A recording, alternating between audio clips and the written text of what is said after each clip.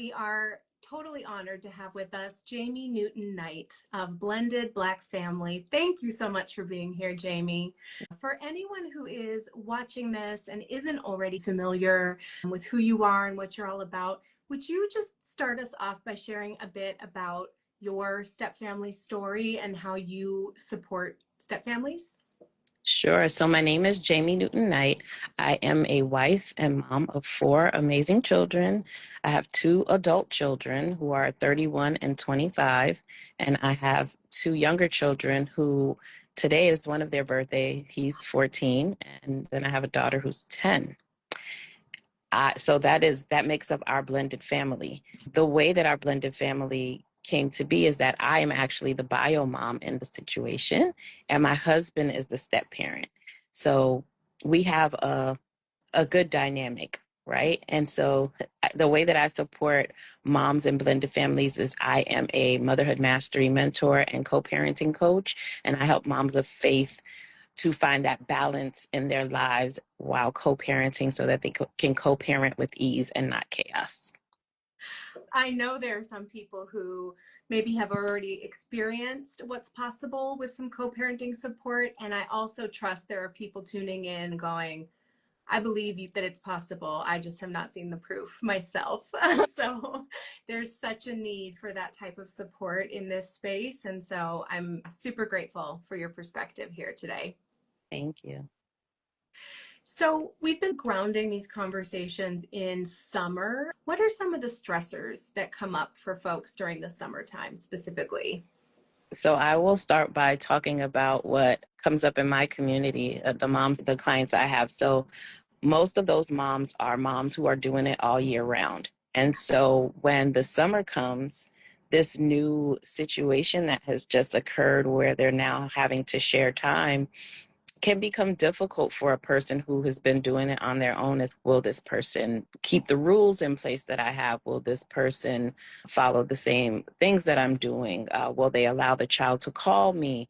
You know, that access that the mom generally would have, she no longer has, because now they're splitting time for the summer with the child. So some moms, you'll see, they struggle with that separation. So sometimes, you know how as younger kids, when you're taking your child to school, it's like the child has separation anxiety. But in these situations, it's often the parent that has the separation anxiety because they've been the one caring for the child the whole time. So I'll sometimes hear stories of moms who are like, I really struggled with letting go this summer for my child to go, even for something as small as 2 weeks, because that's not something that they were used to. But now you can find some time to do something for yourself that you would generally not do. And because we don't think that way as moms, as women, it's kind of like we're so used to doing for everybody else. Yes. They're like, what do I do now with this time that I have? So it's that struggle. And then for myself, I will say when I was co-parenting in the summer, the struggle was, for me, it was actually wanting that person to come and do the things and like, okay, you know, it's summertime, it's a little bit more relaxed. So the schedules aren't so, you know, you don't have to be so strict about the schedule because it's summer. So you have that leniency where you can play around with the time. But for me, it was like my son was in football. I was like, okay, well, when he's going to football camp, this is like the guy thing. Maybe his dad would be able to take him. And that never was a thing. It was like always my thing. So our struggle was him picking up when he was supposed to and doing the things that he was supposed to. And so we found that the tug of war in the summer was, I want you to take him. I need some time for myself. I was in grad school or something, and I wanted him to kind of help out a little bit more. But, you know, you kind of deal with the cards you're dealt with. Yes. And as moms, we tend to like figure it out very quickly. Yes. So in the moment, right? In the real moment. time. That's right. Yes. Roughly half the stepmoms in my community are also moms themselves. And some of them became moms after they were first step parents, but others came to this role having had children from a previous relationship. And so then you have two backstories that a couple brings together. It gets complex really quickly. And some of the stress that I hear from women in that position are, maybe in my capacity as a mother, my co-parent and I, my ex and I, have a certain way of doing things. It's not perfect, but we've made our way. But then over here with my new partner and their ex, it's a whole different story. And it can be hard to be at peace with that when things look different than how you would do it yourself. Absolutely. Because that control comes up. Even what you're saying about the separation anxiety, that's difficult too for many of the stepmoms I speak to. Some of them are in a situation where it's actually the reverse of what you're describing, where maybe the kids over the summer go and live with their mom. Some people are navigating cross-state situations where it makes sense to have that much time spent at the other house. And a tension that comes up for some of the couples that I talk to are, a stepmom will recognize, okay, my partner is grieving the loss of these kids now for this chunk of time, whether it's, as you say, 2 weeks or even longer. Meanwhile, I'm thinking, okay, now's my time, or we get time as a couple. And so just walking couples through that tension of, right when you're hurting because you miss your kids, I'm over here like twirling on a mountaintop because I finally get to go to my my book club and my this and the other. It can be kind of awkward to find your way as a couple. Mm-hmm. Yeah, I can definitely see that. I can totally see. So it's that piece of like, I want to validate your feelings because you are, experiencing the stress of your child being gone. But I also want to acknowledge that I am in a place of peace of like, yes, I finally get to read that book I wanted to read all summer, right? Yeah, it's a good exercise in just owning our own feelings, first of all. And, we talk about, many of us know enough to not openly judge our partner's feelings or our kids' feelings, but we're all too quick to bypass our own feelings. We try to shame ourselves. You shouldn't be happy right now. You shouldn't be sad right now. And when has that ever motivated someone to feel any different? That doesn't work. Well, it's totally to your credit that you have successfully navigated co-parenting for 2 decades. Is that right? Yes. Okay. I know it's not just one secret, but what is a secret to that longevity, Jamie? So I would first say, I want to say prayer and therapy, right? Yeah. Connected. Don't separate them, like God and therapy together. Like PB and J. Right. So I think for me, it was once I was able to recognize how I was feeling about having to cope. So I'll give you a little short, the shortest version I can try to give. My ex and I, my co-parent and I, were engaged to be married. So we had been together for like 7 years, engaged to be married. And 3 months before our wedding is when I found out he was cheating. That's already one part that's difficult, that will make it difficult to co-parent. But to extend that, the person he cheated with is who he had a relationship with. So I had to now co-parent with him and try to navigate this person that messed up my relationship. And so if it wasn't for God and therapy, I probably would have been in jail. So I'm thinking that first, right? Yes. So there's that. I had to have God on my side. Otherwise, I would have literally gone crazy. It was a really hard time to navigate because you're dealing with like all these different emotions while simultaneously trying to make sure that you responsible parents, or I want to say responsible parents, but I didn't want to have my feelings leak onto my son while I was dealing with my stuff. I still wanted his dad to be his dad, their time to be their time. Yes. And for all the stuff that we were going through, not to have to filter onto him. I wanted that. I knew that I wanted that regardless of how I was feeling. But it was so, so tough. And so I was like, acknowledging that I was feeling all these things. And once I was able to do that, I was like, okay, I started going to church a lot more. I started praying a lot more. I definitely sought therapy. That helped tremendously. So that helped me to be able to go to what I would say the next thing is that you don't have to attend every argument you're invited to. That lesson, I think, is the most profound lesson for me, because when we would have a disagreement, if I called him or he called me for something and I could feel that there was something about to happen, instead of the avoiding, like, oh, I don't want to have this conversation, I would lace up my gloves and be ready for the fight. Like, Yep. oh, okay, we're doing this today. Let's go. Let's go. What are we fighting about? And I'm going to tell you this, and I know there are people here who are like, I had to get my word in and I needed to say what I needed to say. I'm telling you, at the end of those arguments, see how you feel. I want you to really think about in the moment, like, what is my body feeling in this moment? I felt exhausted, like I had literally been in a physical fight. And when I started to recognize that that's what was happening, I was like, why am I exerting all this energy into this argument? Why can't I just separate from it? Why does it get me so riled up that I actually engage with him in this back and forth? So when he called another time and I was like, you know what? I see that this conversation is going left and I don't want us to get into an argument. So I'm going to hang up and I'll talk to you another time. So he was like, what? You're going to hang up on me? I'm like, I don't want to hang up on you, but I am going to hang up so Yes. that you and I don't argue. And that conversation changed the way we communicated after that. Cause every time it happened, I was like, okay, no, we're going there again. I don't want to do this. I want us to, and I would disengage Incredible. people.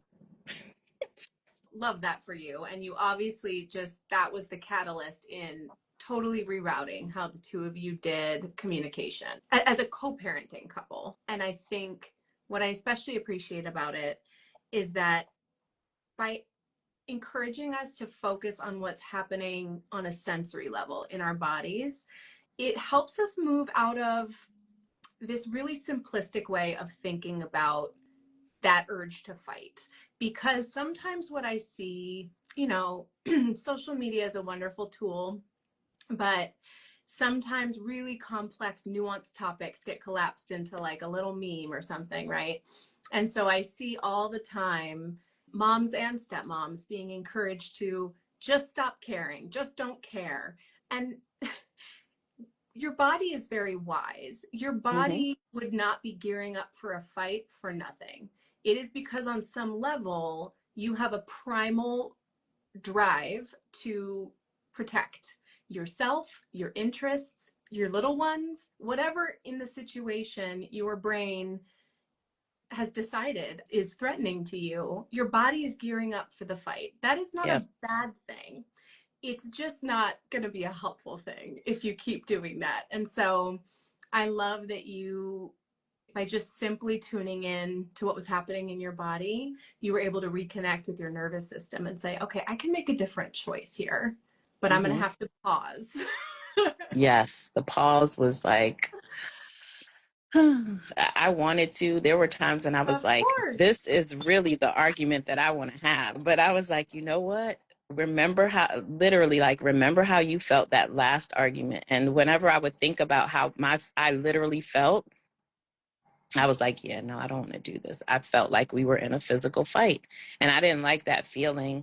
And then you filter that comes home with you too. Like for instance, if you're out at work and you're having this conversation, it affects how you manage the rest of your day. It No affects the doubt. people that you're around. And I wouldn't want that to happen to, my kids and my husband. So I have to be mindful of engaging in this argument and how deep to engage into this argument. Exactly. And I imagine it became easier with practice. That first Hmm. time, you probably surprised yourself as much as you Hmm. surprised. He You was were like, like, what? We're not fighting? yeah, who is she? Right. Who's this? But you were making this choice in service of a longer term, like Jamie's longer term good. In Hmm. in in those moments, we get it a bit twisted and we think, I'm advocating for myself here by telling him exactly where to go and how. But long term, it was taking this toll on you. Yeah. And so being able to suspend your whatever that in the moment instinct is in service of something greater that's more tied to your values, who you are as a person, and what you really care about. I heard you name the impact on you as well as your partner, your kids, the ripples of impact that we carry as women in step families is so profound. It Hmm. we think sometimes we've got everything on lockdown, no one knows what we're thinking or feeling, but Right. I've got written this like all under control. exactly. It's like it's written all over our face. It's there in all of our nonverbals. It's in the energy that comes into the room even before we do. It's everywhere. Absolutely. So it's worth making that choice. It's worth the pause, is what I'm hearing. It definitely is. Mm. When you and your now husband were first meeting and he was getting to know you and your kids, what was that process like for you? So that process for me was like, at that point, I was like, I know that for one, I wasn't even interested in looking for, I'll say, a partner. I Mm. was kind of like, I'm at this phase in my life where things are going really well for me. I think I had just attained my bachelor's degree. And so I was just like, I want to travel with my kids, be at peace. And that's the life that I have been living. Like, we have been traveling, me and the kids were traveling, the older two. We have been able to do those types of things that we wanted to do for a while, but they were too small. Now they were bigger. We were able to do all the stuff. And so when I met him, it was kind of like, actually, it was the day that I graduated from getting my bachelor's. And that night I had went out with some friends and I met him, and I was just like, oh, he's cool. Mm. If nothing ever happens, I can say I met a really nice guy. And the dates never stopped. It was like date after date. And then he finally met the kids. And when he met them, he loved them. And he was like, your kids are really, really good kids. They're so, like calm kids. And I'm like, sometimes, Yeah, yeah, just wait. yeah, be around them a little bit and you'll see a little, a little more. And as time passed, they just started to literally, they all just loved each other. They got along really, really well. Him and my son and him, my husband, like would do things together separate of me. And even introducing him to my ex, they hit it off right away. It was like, football? Did anybody say football? And I was like, what? You're supposed to be on my side. That's right. They hit it off right away. And so we literally have been doing this for quite some time. And I will say there's a lot of parents who think that at 18, that's where co-parenting stops. And I was one of those parents. I think when I first started, I would tell my community, like, make it to 18 Yeah. and after that they're grown and so they can handle the interactions on their own. It does not stop at 18. Even though maybe those conversations aren't as frequent between households, they're more complex. They're like more adult kind of issues that come up as these kids are getting ready to launch into adulthood. And so, yeah, I'm already seeing that and I totally believe it. Like, that's never going to stop. There's college and Yep. beyond, and you want to help them do things. And so there's still that level of co-parenting. And then there's times when the co-parents want to try to plan something so that it's a surprise. So Yeah. yeah, it like my son was away in college. He was in Illinois, and we coordinated like travel. We were like, just trying to make sure everybody was going to be able to travel there to surprise him for his birthday, his 21st birthday. And just like you said, there's still that communication, even though they're adults now. Communication isn't as frequently. It's not like every weekend, Mhm. but it still happens. I can imagine that there is someone listening to this or watching it back later that thinks, oh, like I have been, so my little countdown that I have They were going on like, my wall, I got to rip that up. My encouragement, and then I guess I'd love to hear yours to someone in that situation, Jamie. But what comes to mind for me is that when you're playing the long game in a step family, which we all are, whether or not we realize it, it can feel like each phase of step family life can feel so long and so all important. But the good news is when you adopt a lifelong perspective on this stuff, you quickly see that one phase of step family life that felt like it was this huge piece of your life in a lifetime view is just a drop in the ocean. It's like a blip on the radar. And at least at this point in my own journey as a stepmom, I take immense comfort in that because it reminds me I don't have to have all the answers. I was never right. designed to. I just need to show up in faith and in integrity for myself and my partner and those kids. And if I Yeah. do that, then I've got a whole lifetime to just flow with whatever comes next. I actually find that a little bit of a relief. How about you? Yes. I totally agree. Like in the moment, you feel like this moment is going to last forever. It's going to be just like this daunting drama for, like, oh my God, I'm going to have to deal with this forever. And you don't. Like when you look back at it, you're like, wow. To think about the fact that you've come a long way, like pat yourself on the back for even the little small things that if you are a co-parent and last week you guys weren't able to talk about money, but this week the conversation about money went very smoothly, pat yourself on the back because that's a huge accomplishment. Like any little thing that you see is different from what it was. I think that's progress. And sometimes we don't acknowledge those small things. But in the end, especially now, just like you said, when you're on the other side of it, it's like, man, celebrate those small wins. Yes. And if you're at this point, you're listening and you think, oh, we don't pause to celebrate anything. I'm just like hanging on for dear life. You can celebrate in the rearview mirror. You can celebrate past progress. I do that all the time. When you realize, just like Jamie's saying, that there's something that maybe it's not super easy, but it's easier than it was a year, a month, or even a week ago. That is cause for celebration because that's growth, baby. Like you're doing it. Absolutely. Absolutely. Like I remember when there was a time when I could not have a conversation of any sort with my son's bonus mom because of how the situation started. And when I was able to see that, oh, we were able to have a conversation today about scheduling, that was progress, but I wasn't giving us credit for that progress as it was happening until, I don't know, I think it might have been like a year or so after.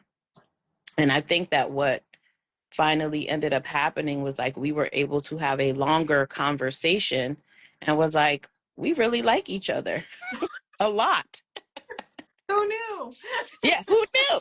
We really like each other. We like talking to each other. And so scheduling for me when those tough times came as a co-parent, when my son's father wasn't being as active as I wanted him to be or picking up when I needed him to, she was my go-to. And I feel like in co-parenting situations, especially when there's a bonus parent, try to use that parent as your ally instead of your adversary or the person that you don't want to deal with, because it makes life not just for yourself but for that child so much easier.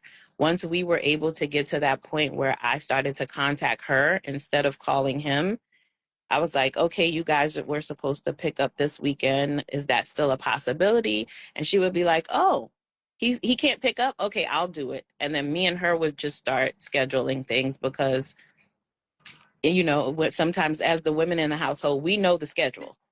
So we know that on Friday at 7, I can pick up. And so it just became so much smoother when I dealt with her directly.